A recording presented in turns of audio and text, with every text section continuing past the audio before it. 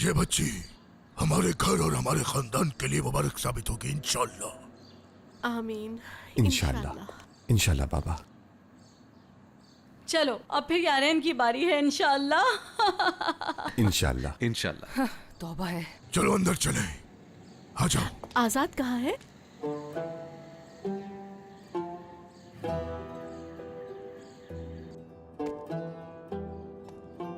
बेटा देखो, तुम्हारी अम्मी बहुत परेशान हो रही हैं और मैं भी बहुत परेशान हो रहा हूँ। 1 महीना गुजर गया, तुम्हारी आवाज नहीं सुनी। आखिर कब तक ऐसा चलता रहेगा? चलो अब बाहर आ जाओ। आजाद बेटा मेरी बात तो सुनो। अपनी बहन से नहीं मिलोगे क्या? तुम्हें अपनी माँ का ख्याल भी तो होना चाहिए ना। देखो मैं कितनी परेशान हूँ तुम्हारे लिए। अपनी बहन से नहीं मिलोगे, उसको नहीं देखोगे? ये तुमसे मिलना चाहती है। खोलो दरवाजा बेटा। बेटा तुम खुद को एलिफ की मौत का जिम्मेदार मत समझो। चलो बेटा बाहर आओ, हम आपस में बात करते हैं। बात सुनो आजाद, एक मर्द को ये सब जेब नहीं देता। आ जाओ। एलिफ की मौत के पीछे आप जिम्मेदार नहीं हैं। प्लीज खुद को इल्जाम मत दें। हम में से कोई भी नहीं जानता था कि वो ऐसा कोई कदम उठाएगी।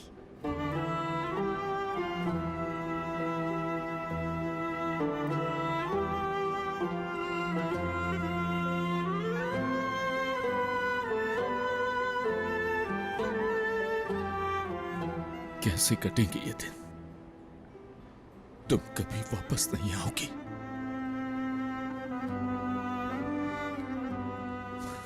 मैं इस दुख के साथ जिंदगी कैसे गुजारूंगा? आजाद भाई, आजाद भाई दरवाजा खोले ना। आपको पता है बेबी आ गई है। जल्दी से आ जाए, हम बेबी को गिफ्ट देंगे। अगर आपके पास कोई गिफ्ट नहीं है तो कोई बात नहीं, मेरे पास है बलून, वो भी रेड कलर में। एक बलून मैं आपके दरवाजे पे बांध के जा रही हूँ, आप खुद दे दीजिएगा।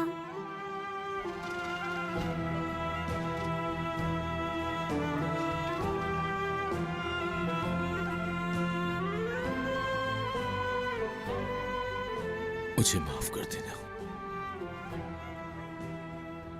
लेकिन मैं खुद को माफ नहीं कर पा रहा हूं। मुझे तो जिंदा रहने में भी शर्म आ रही है, लेकिन अब जिंदा रहना मेरी मजबूरी है।